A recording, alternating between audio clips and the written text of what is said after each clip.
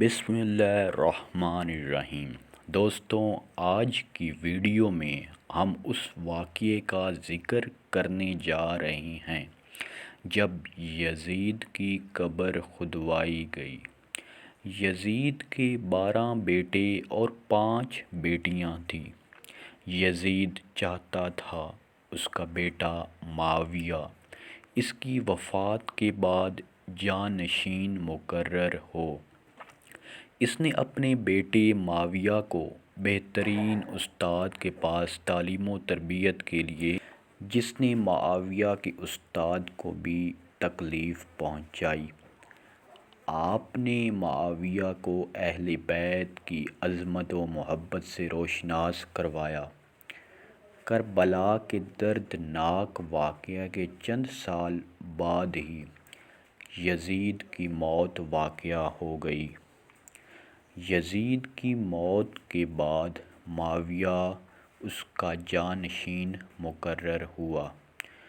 معاویہ نے جیسے ہی تخت سنبھالا، اس کو اندازہ ہو گیا کہ اس کے باپ یعنی یزید نے کتنا بڑا ظلم کیا ہے اور اسلام کو بہت زیادہ نقصان پہنچایا۔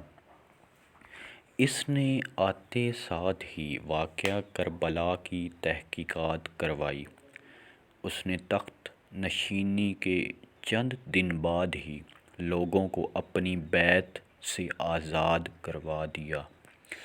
ایک دن اس نے منبر پر چڑھ کر اعلان کیا کہ میرا باپ ظالم تھا، اس نے اسلام اور مسلمانوں کو بہت زیادہ نقصان پہنچایا ہے اور اہل بیت کے ساتھ بھی بہت زیادہ ظلم کیا ہے۔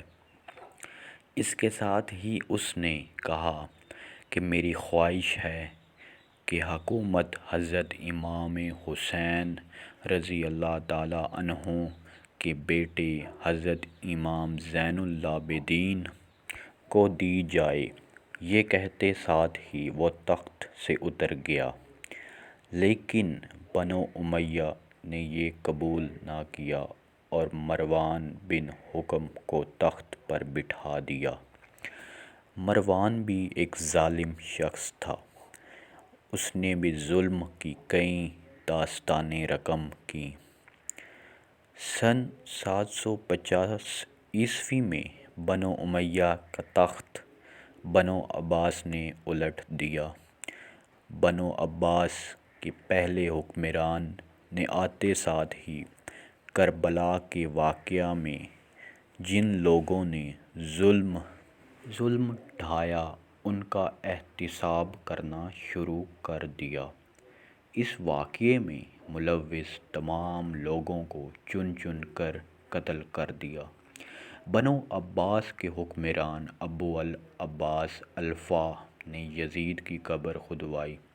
وہ چاہتا تھا یزید کی لاش کو سولی پر لٹکایا جائے، لیکن اس نے قبر کھدوائی تو وہ حیران رہ گیا کہ قبر میں لکڑیوں کی راکھ، بدصورت کتے اور اسدے موجود تھے۔